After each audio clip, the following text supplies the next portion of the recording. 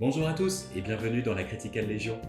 Aujourd'hui, vidéo spéciale, nous allons vous expliquer l'ensemble des règles de base pour jouer à Cardfight Vanguard dans le format le plus classique, le format standard.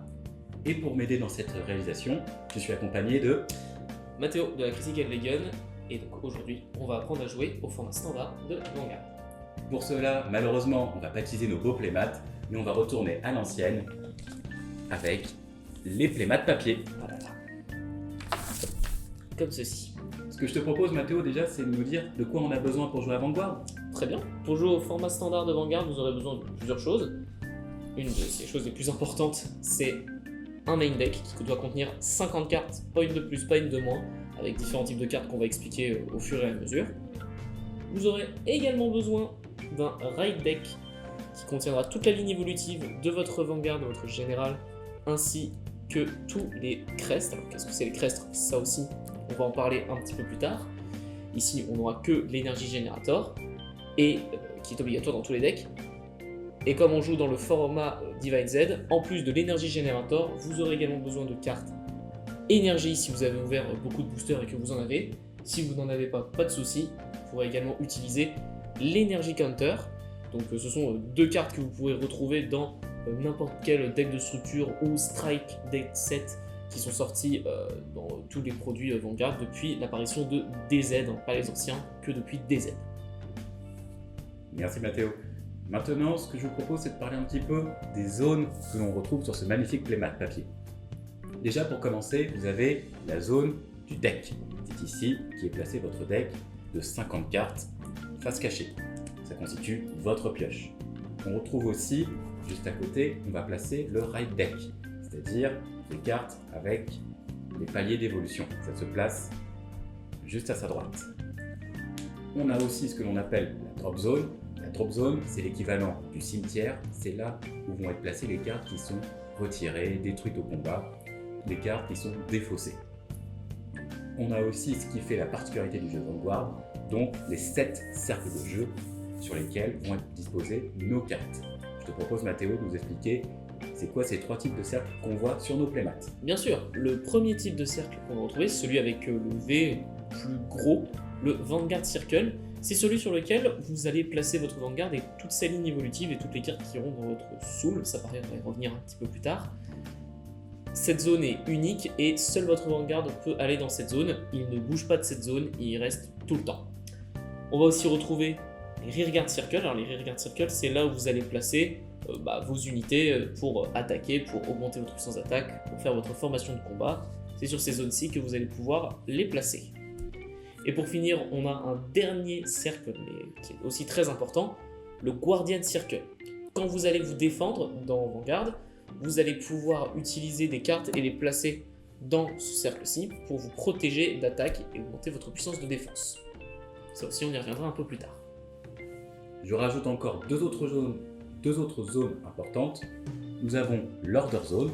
L'Order Zone, c'est la zone dans laquelle on va placer les magies du jeu, les cartes magiques. Ce sont donc les cartes Order, il y en a différents types, dont certaines, que l'on appelle les 7 Orders, ce sont des magies de terrain. Il faut savoir que dans Vanguard, vous ne pouvez poser depuis votre main qu'une carte magique, donc qu'une carte Order par tour. Vous avez le droit d'en placer par contre autant que vous le souhaitez dans l'Order Zone. Donc on peut y retrouver les 7 Orders, mais on va aussi y retrouver les crests, comme par exemple l'énergie générateur qui est présent dans tous vos decks. Dernière particularité, on a la Damage Zone. La Damage Zone, c'est quoi? C'est votre zone de points de vie. En quoi ça consiste? Vous avez donc 6 emplacements dans la Damage Zone. Vous perdez la partie à partir du moment où les 6 emplacements sont remplis.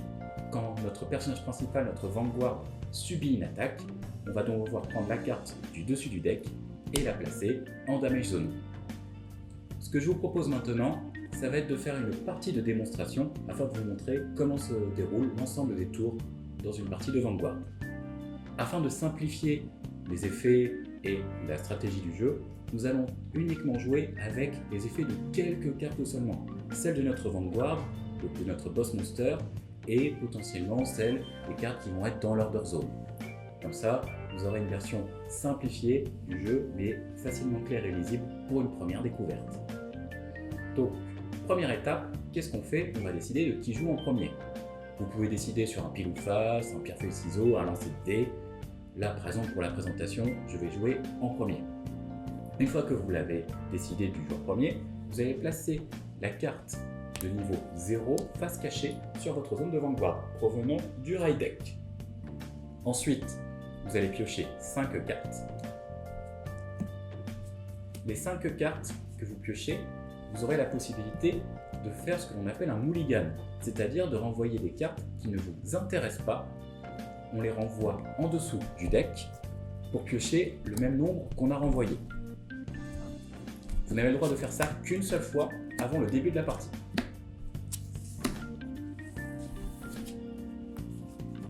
Une fois cette étape faite, et que les deux joueurs ont fait ou non leur mulligan, on démarre la partie. On va donc retourner en même temps notre Vanguard et on va crier Stand Up Vanguard. Je vais par exemple jouer de mon côté le deck Eva de la nation Brandgate. Et moi le deck Rezael de la nation Keter Sanctuary. C'est quoi les nations? Si vous voulez plus ample information, je vous retourne vers notre vidéo dédiée à cette mécanique. Pour faire très simple, les nations, c'est le système de couleurs dans le jeu de Vanguard. Vous ne pouvez jouer des cartes depuis votre deck et raid deck que de la même nation. Par exemple, Eva étant de la nation Brandgate, j'ai le droit de jouer que des cartes provenant de cette nation. Chaque carte sur Vanguard a donc un grade, ainsi qu'une stat d'attaque qui va être très importante de connaître pour la partie. Comment se déroule un tour? Au début du tour, si on a des cartes qui sont engagées, c'est-à-dire qui sont en position horizontale, on les remet en position verticale. Ça, c'est la stand phase. Vous avez ensuite la ride phase. On prend une carte de notre pioche, puis on défausse une carte de notre main. Par exemple, je vais défausser cette carte-là, Eva, pour pouvoir prendre la carte du dessus de mon raid deck de niveau supérieur à mon Vanguard actuel. Mon Vanguard est de niveau 0, de grade 0. Je peux donc le passer de grade 1. Il y a un autre moyen de faire un raid, c'est en utilisant une carte directement depuis sa main pour passer sur le palier supérieur. Et si je fais ça, je ne suis pas obligé de défausser une carte de ma main. Généralement, vous allez avoir envie d'utiliser votre raid deck. Donc au début, à chaque tour, vous allez défausser une carte de la main pour appeler la carte spécifique dont vous avez besoin. Une fois la raid phase terminée, nous rentrons en main phase. La main phase consiste à placer des cartes depuis sa main sur les différents cercles R, donc les rear circles. Par exemple, là, j'ai une carte de niveau 1 en tant que Vanguard, donc je peux placer des cartes soit de niveau 1, soit de niveau 0 sur mon terrain. Les cartes de niveau supérieur, 2, 3, voire même 4, ne sont pas autorisées pour le moment. Je vais donc placer une carte de niveau 1 et je vais décider, une fois que j'ai posé toutes les cartes que je souhaitais, j'ai le droit d'en poser autant que je veux du moment que je respecte la condition du niveau du Vanguard, je vais maintenant rentrer en Battle Phase. Problème étant que, vu que je suis en Battle Phase, et que je suis le premier à jouer, je n'ai pas le droit d'attaquer. Donc pas d'attaque, je rentre directement en end phase. Et pour terminer, je vais me permettre de placer un crest, donc le crest étant l'énergie générateur. Comment ça fonctionne? Quand vous passez du palier 0 au palier 1 de votre Vanguard, vous avez le droit de poser cette carte en Order Zone. Et ce sera tout pour mon tour, c'est à toi. Très bien, c'est à moi. Donc, je pioche une carte, et je peux aussi entrer en Raid Phase.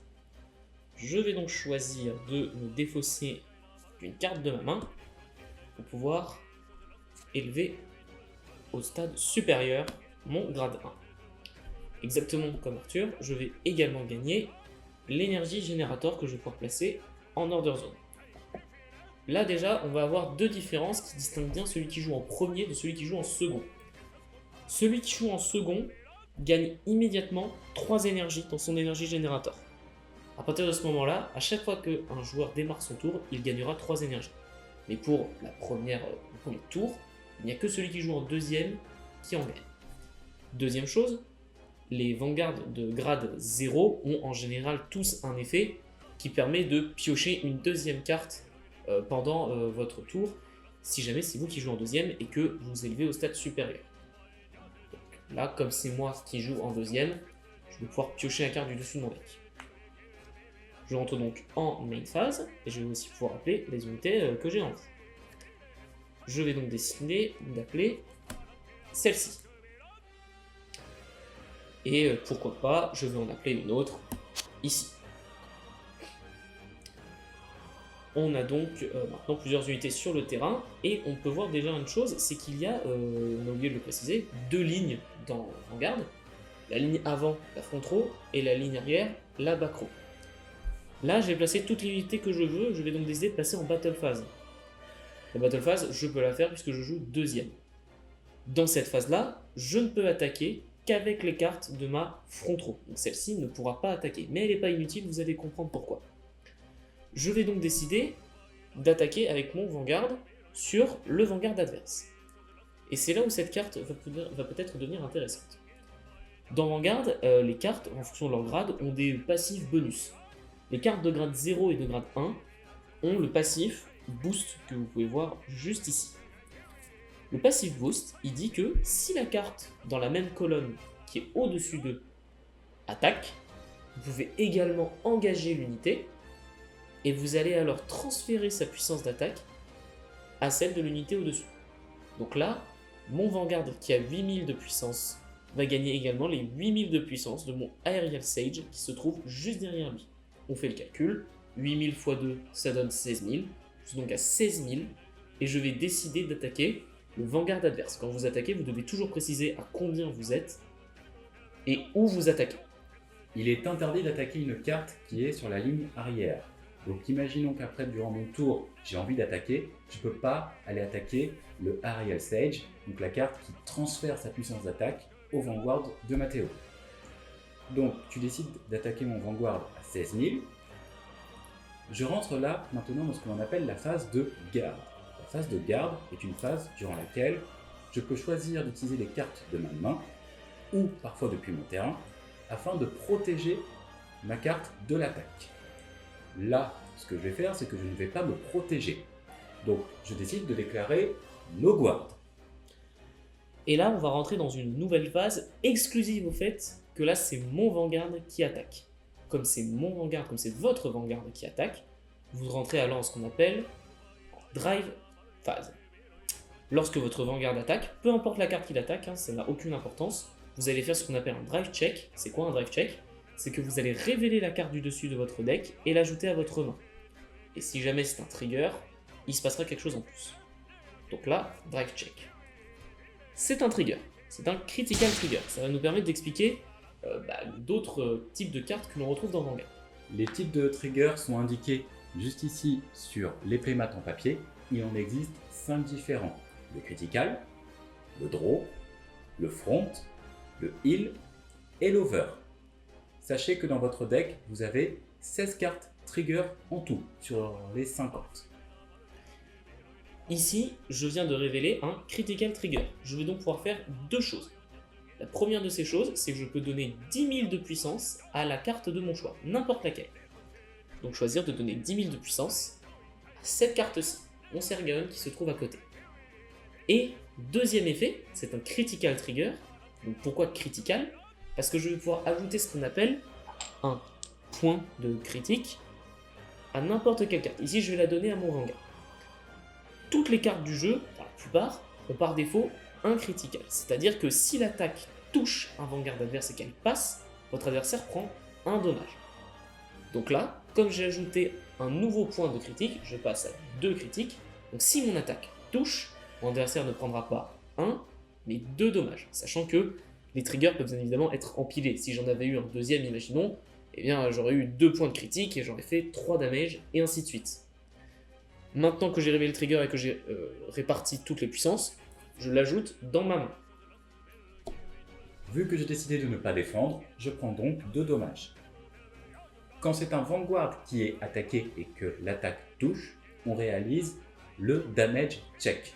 Ça ressemble beaucoup au drive check de l'attaquant, sauf que là, les cartes que je vais révéler, plutôt que d'être ajoutées à ma main, elles vont aller dans ma zone de dommage.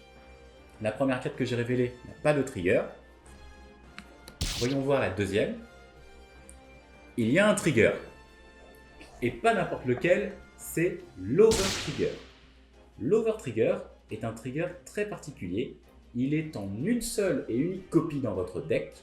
Il a comme capacité, lorsqu'il est révélé, de donner 100 millions d'attaques.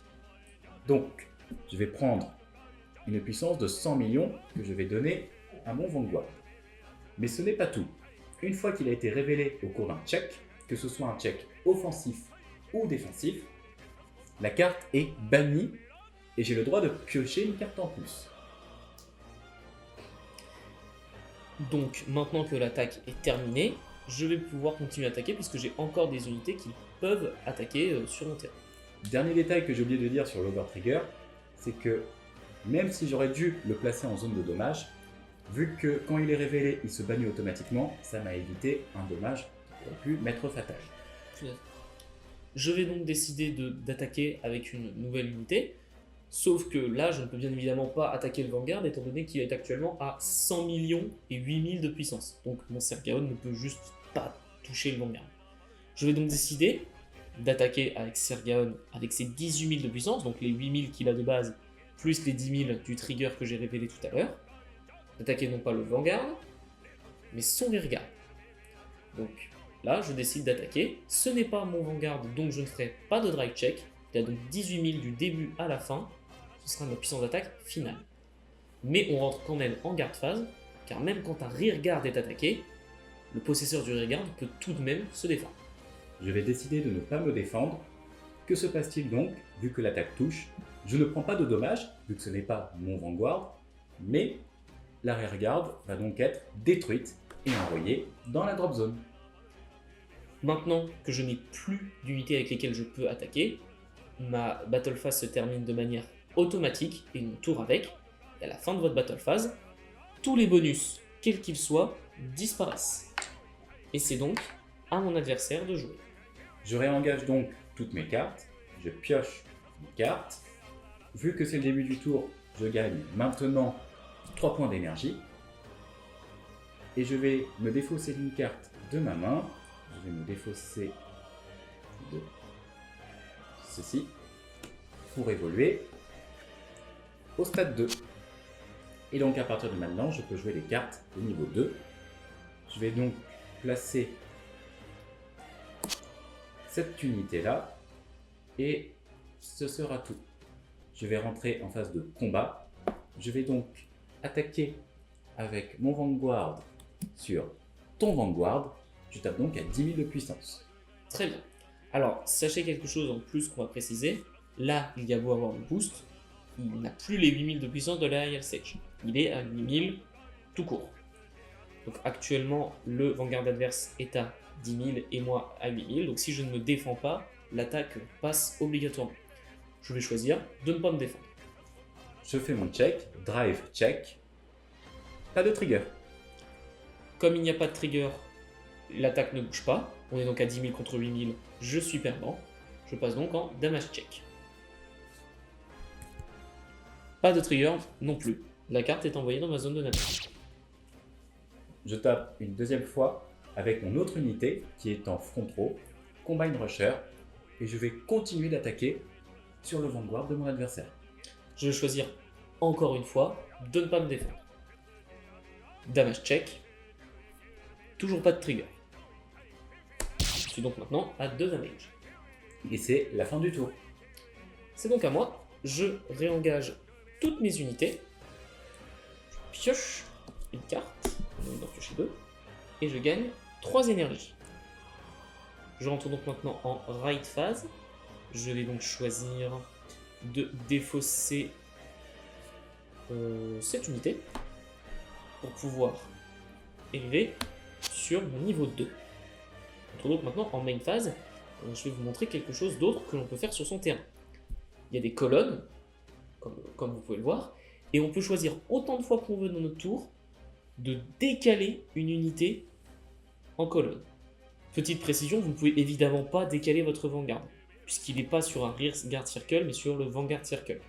Lui, il reste là où il est, il ne bouge jamais. Donc cette carte-là ne changera jamais de position. Je vais donc maintenant appeler sur cette zone que j'ai libérée. Carte de grade 2. Et je vais maintenant passer en phase de bataille. Je vais donc décider, comme tout à l'heure, de booster avec Aerial Sage sur mon Ascensior et de frapper ton Vanguard avec. Je suis donc à 8000 plus 10 000, donc à 18 000 sur ton Vanguard. 18, je vais décider de me défendre. Je vais donc placer une carte de ma main, Ameliorate Connector en zone de garde. Comment ça fonctionne? Ma carte Ameliorate Connector a une stat de bouclier de 5000. Ça veut donc dire que la cible de l'attaque, le Vanguard, qui est de 10 000 de base, en plaçant cette carte en zone de garde, il gagne les 5000 de bouclier dans sa puissance. Donc maintenant mon Vanguard est à 15. Problème, l'adversaire me tape à 18. Ce n'est pas suffisant. Je vais donc aller plus loin, je vais utiliser le passif des cartes de niveau 2. Celle des niveaux 1 est le boost, le fait de transférer leur stade d'attaque. Celle des niveaux 2, c'est l'intercept. C'est-à-dire que la carte, si elle est en front row, à côté de mon Vanguard, elle peut quand même aller en zone de garde, malgré le fait qu'elle ne vienne pas de ma main. Cette carte a elle-même aussi 5000, donc là, 5 plus 5, ça fait 10, plus les 10 000 naturels de mon Vanguard, je monte donc à 20 000 de puissance. Donc actuellement, l'attaque ne passe plus. Je rentre quand même en drive check. Si jamais je révèle un trigger, je pourrais peut-être passer plus puissant que cette carte. Sachez qu'on a le droit de poser autant de cartes que l'on veut en zone de garde. Il n'y a pas un nombre limité. Très bien. Drive check. No trigger. Donc mon attaque ne change pas. Je reste à 18 000. Mes deux cartes qui étaient en zone de garde ont pris l'attaque du Vanguard à la place de mon personnage principal, mon Vanguard. Elles vont donc aller en drop. Et je vais décider, car il me reste encore des unités, de refaire la même chose. Je vais booster de 8000 ma Nogia, qui va donc passer de ses 10 000 à 18 000, et je vais encore une fois taper le Vanguard adverse. Je décide de ne pas me défendre, no guard. Donc je prends un dommage. La carte n'a pas de trigger, elle va donc en zone de dommage. Je n'ai plus de cartes avec lesquelles je peux attaquer, c'est donc la fin de mon tour. Je réengage toutes mes cartes, je pioche une carte, je gagne 3 points d'énergie. Je vais me défausser d'une carte en main pour pouvoir appeler mon dernier palier, mon niveau 3, mon Eva niveau 3. Je rentre ensuite en main phase. Durant la main phase, je vais appeler cette carte de niveau 3 et je vais aussi jouer une magie de terrain. Cette magie de terrain me permet de piocher une carte, puis de défausser une carte de ma main. Je vais donc décider de défausser ça. Je vais rentrer Avant de rentrer en phase de combat, je vais faire effet de mon Vanguard. Je retourne une carte face cachée. Je peux regarder la carte du dessus de mon deck égale au nombre de cartes que j'ai en zone terrain, qui est donc des magies de terrain. J'en ai qu'une seule set order. Je dois regarder donc la carte du dessus et je l'ajoute en main. Je vais rentrer en phase de combat. Je vais taper avec mon Vanguard. Effet. Vu que j'ai fait l'effet pour regarder la carte dessus de mon deck, je gagne plus 5000 de puissance. Deuxième effet, lorsque je rentre en phase de combat, j'ai un coût à payer qui consiste à Counter Blast 1, donc retourner une carte dans ma zone de dommage, et Soul Blast 1. Le Soul étant les cartes qui sont en dessous de mon Vanguard, je dois en détacher une. Et si je fais ça, je peux faire l'effet de mon Vanguard, qui est d'appeler sur le terrain une carte ayant dans son nom Obscudade. J'appelle donc cet Obscudade sur le terrain depuis mon deck. Et bien sûr, je mélange le deck. Je tape donc à 13 plus 5, à 18 sur le Vanguard adverse. Je vais choisir de dire no guard, je ne me défends pas. Particularité qu'ont tous les niveaux 3, c'est que contrairement aux autres stades, ils ont le passif Twin Drive. Vous avez remarqué que lorsqu'un Vanguard attaque, il révèle la carte du dessus du deck pour potentiellement avoir des cartes trigger.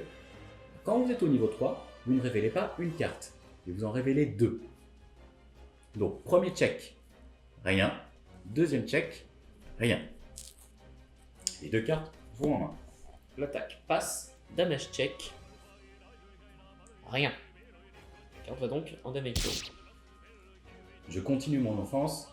Je vais taper toujours sur ton général avec cet autre niveau 3. Vu qu'il n'est pas en Vanguard, je n'ai pas de check, mais il tape quand même avec une puissance de 13 000. Très bien.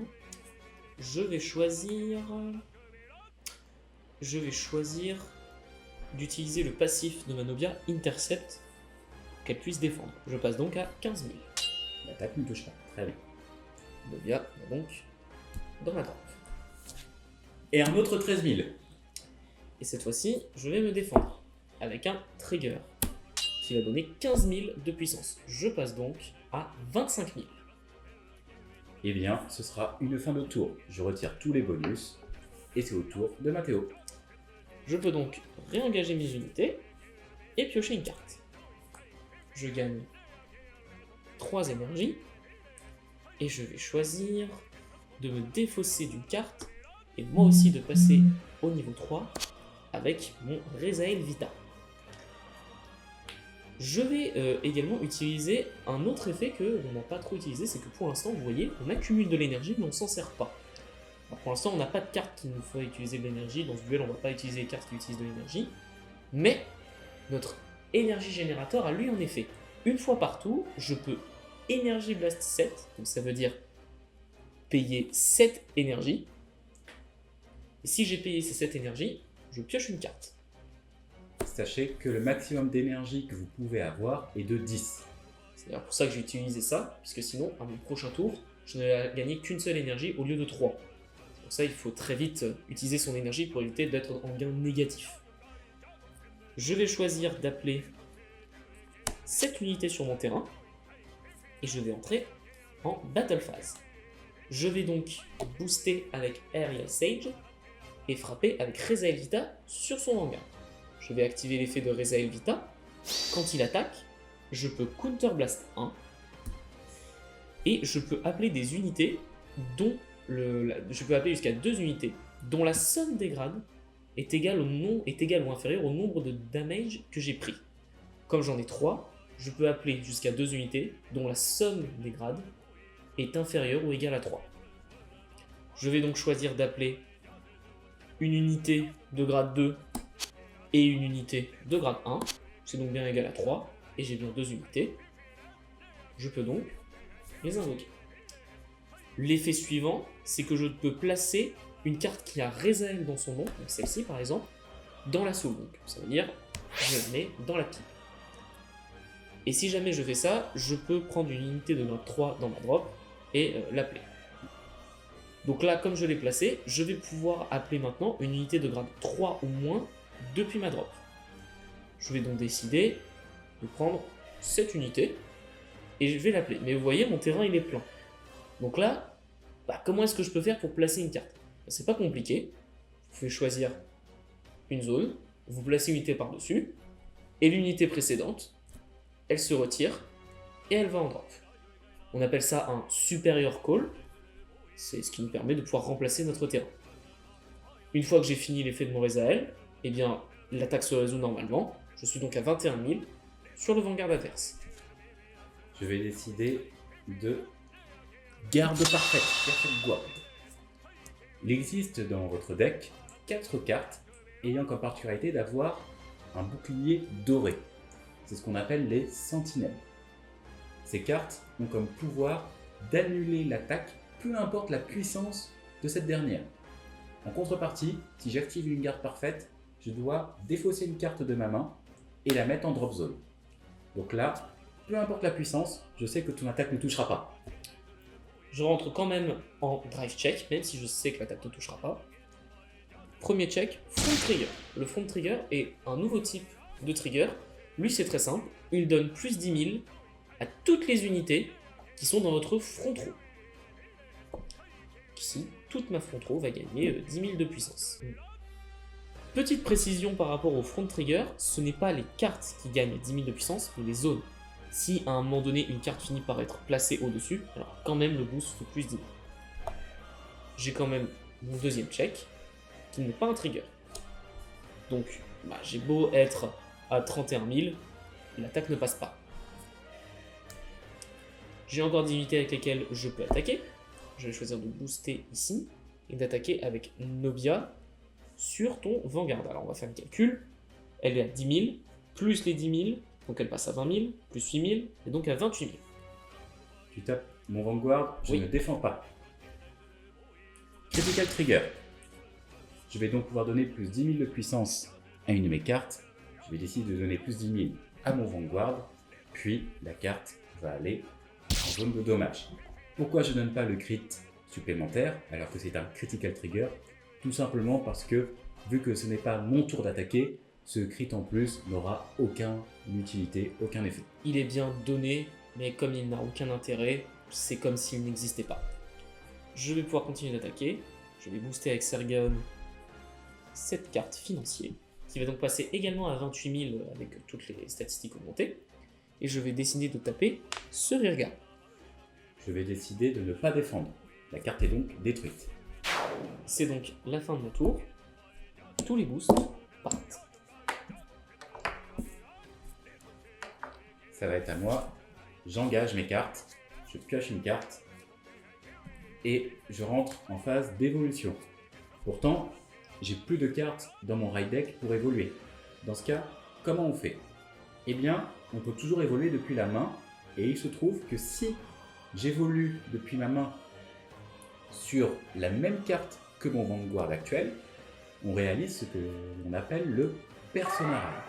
Le Persona Raid, c'est représenté par un petit logo sur votre carte. Ce petit logo, c'est celui qui est doré juste ici. Et donc, c'est ce qui est commun à beaucoup de grade 3 dans le jeu. C'est un autre passif. Lorsqu'on Persona Raid, on pioche une carte, et toutes les cartes sur la front row vont gagner plus 10 000. Je vais aussi jouer une magie de terrain. Cette magie de terrain me permet, quand elle est placée, de regarder les 5 cartes du dessus de mon deck et d'appeler une carte sur les 5 sur le terrain. Et après, je mélange le deck.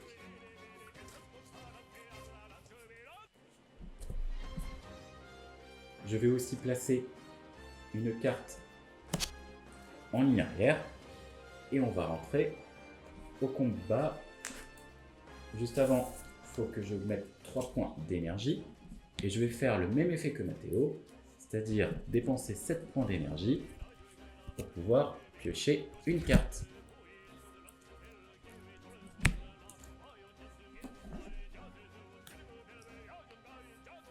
Je rentre dans la bataille. Ma carte de niveau 1 boost de 8 000. Elle va donner cette puissance à mon Vanguard qui a 13 000, mais qui a aussi plus 10 000 grâce au Persona Raid. Je tape donc à 8 plus 13 plus 10 à 31. Et je décide d'attaquer le Vanguard adverse. Très bien. Donc là, il est à portée de me tuer. Pourquoi? Puisque, comme il révèle 2 cartes, et bien s'il révèle 2 critical triggers, il passe à 3 critiques, je risque de perdre. Donc il est très intéressant pour moi de me défendre. Je vais décider de me défendre de la meilleure façon possible, avec une garde parfaite. Je défausse une carte, et je sais que l'attaque ne passera pas. Ok. Premier check, rien. Deuxième check, rien. Très bien. Mon Obscudade va attaquer à 23 sur ton Vanguard. Je vais choisir de prendre ce dégât-là. Damage check.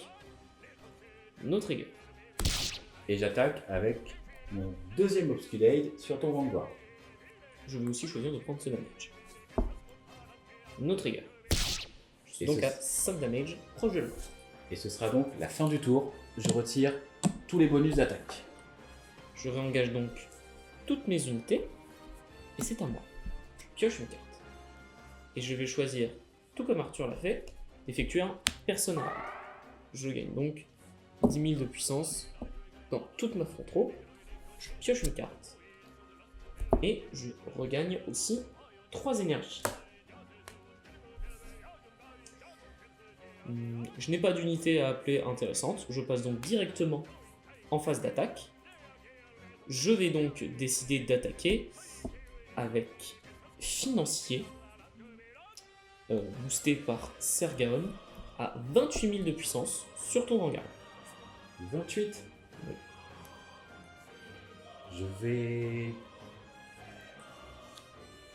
placer un critical trigger qui a 15 000 de DV défense. Donc 15 plus 13, je suis à 28. En cas d'égalité, c'est toujours l'attaquant qui remporte. Donc je vais ajouter une autre carte à 5000 pour passer à 33. L'attaque ne touche pas. Très bien. Je vais maintenant attaquer avec uniquement Nobia, je ne vais pas booster.